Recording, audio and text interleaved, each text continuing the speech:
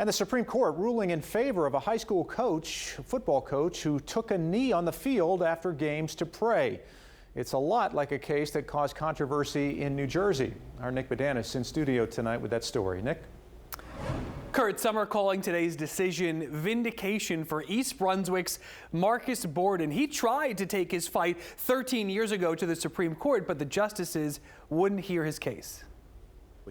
Borden coached at a public school. He argued he should be able to take a knee and bow his head as players pray. A federal appeals court said no, siding with the East Brunswick School District. The district was concerned it could be seen as government endorsing a religion.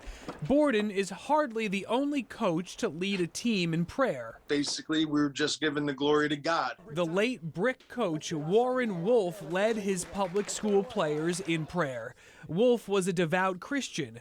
Warren Wolf Jr. coached alongside his dad and says they routinely prayed after a game for everyone's health. If you don't want to pray, you don't pray.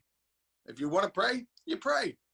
But you shouldn't be told you can't. But they were, and the Supreme Court wouldn't intervene. There might not have been 4 justices who thought that this was important enough to hear, or 4 justices who, even though they might have thought it was important, thought that they would ultimately prevail. A different story tonight in yet another court bombshell, as Justice Neil Gorsuch writes, a coach from Washington praying after a game is protected by the First Amendment.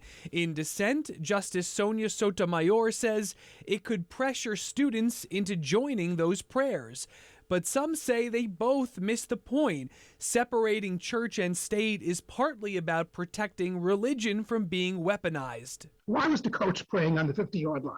And even if you think that this was in some sense private, right, which I'm skeptical about, right, even if you buy that, he was clearly making a point. And it wasn't just a religious point, right? He was making a political point.